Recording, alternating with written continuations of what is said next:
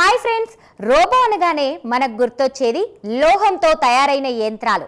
కానీ మన రక్తంలోనే ప్రయాణిస్తూ మనకు తెలియకుండానే క్యాన్సర్ కణాలను, వైరస్లను చంపేసే డిఎన్ఏ రోబోల గురించి ఎప్పుడైనా విన్నారా? శాస్త్రవేత్తలు తాజాగా అభివృద్ధి చేస్తున్న ఈ అదృశ్య రోబోలు వైద్య రంగంలో పెను మార్పులు తీసుకురాబోతున్నాయి.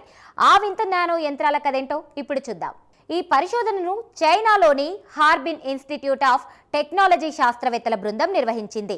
ఇక్వాన్ అన్ నేతృత్వంలోని పరిశోధకులు డిఎన్ఏను ఒక యంత్రంలా ఎలా మార్చవచ్చో నిరూపించారు. దీనికి సంబంధించిన వివరాలు స్మార్ట్ బాట్ అనే జర్నల్లో ప్రచురితమయ్యాయి.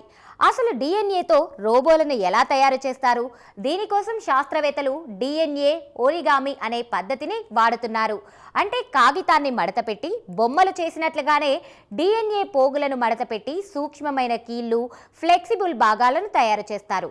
ఇవి నానోమీటర్ స్థాయిలో, అంటే మనిషి వెంట్రుకల్లో 1,00,000 వంతు పరిమాణంలో ఉండే కూడా అద్భుతమైన పనులు చేయగలవు. మరి ఈ బుజ్జి రోబోలను ఎలా కంట్రోల్ చేస్తారు? వీటికి డిఎన్ఏ స్ట్రాండ్ డిస్ప్లేస్మెంట్ అనే పద్ధతి ద్వారా ప్రోగ్రామింగ్ చేస్తారు. అంటే ఒక ప్రత్యేకమైన డిఎన్ఏ కోడ్ను ఇంధనంలాగా వాడి ఈ రోబోలు ఏ దిశలో వెళ్లాలో, ఏ కణాన్ని టార్గెట్ చేయాలో ముందే నిర్ణయించవచ్చు. అవసరమైతే బయట నుండి విద్యుత్ లేదా అయస్కాంత క్షేత్రాల ద్వారా కూడా వీటిని నడిపించవచ్చు.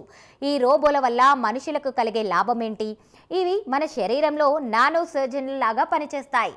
ఉదాహరణకు క్యాన్సర్ గడ్డలు ఉన్న చోటికి నేరుగా వెళ్ళి కేవలం ఆ కణాలకు మాత్రమే మందునందిస్తాయి. దీనివల్ల సైడ్ ఎఫెక్ట్స్ ఉండవు. అంతేకాదు, ఇవి SARS-CoV-2 వంటి వైరస్లను పట్టుకొని బంధించే శక్తిని కూడా కలిగి ఉంటాయి. ఈ రోబోలు కేవలం వైద్యానికే కాదు, టెక్నాలజీలో కూడా విప్లవం తీసుకురాబోతున్నాయి. అతి తక్కువ స్థలంలో భారీ డేటాను దాచుకోవడానికి, అలాగే అత్యంత వేగంగా పనిచేసే మాలిక్యూలర్ కంప్యూటర్లను తయారు చేయడానికి ఈ డిఎన్ఏ రోబోలు టెంప్లేట్ల లాగా ఉపయోగపడతాయి.